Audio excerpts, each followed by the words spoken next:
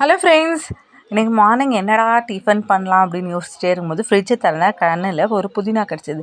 சரி, இன்றைக்கி புதினா சட்னி அரைச்சிடலாம் அப்படின்னு நினச்சேன்.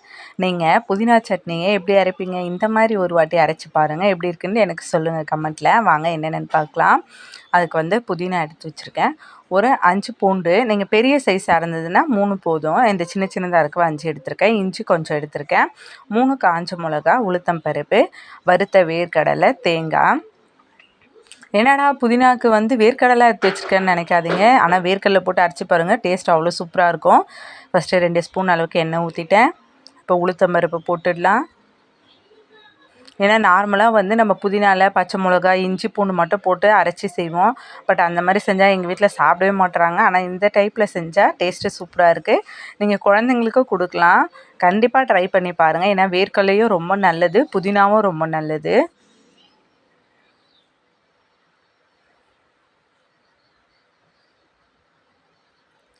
இப்போ உளுத்தம் பருப்பை நல்லா ஒரு பொன்னிறமாக ஃப்ரை பண்ணிடலாம்.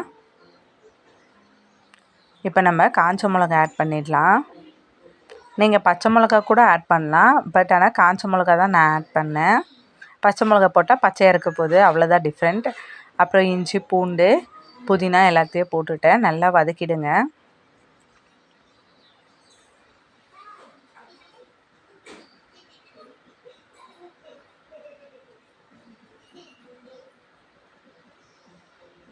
லைட்டாக புளி ஆட் பண்ணிக்கிறேன். நீங்கள் புளி வேணுனாலும் போடலாம், இல்லை ஸ்கிப் பண்ணிடலாம். இப்போ நல்லா ஒரு 2 நிமிஷம் வதக்கிட்டு அடுப்பு ஆஃப் பண்ணி வச்சிடலாம்.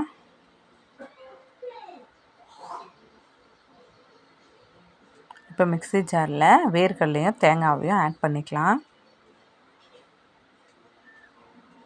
உப்பு போட்டு அரைச்சிட்டு வந்துடலாம்.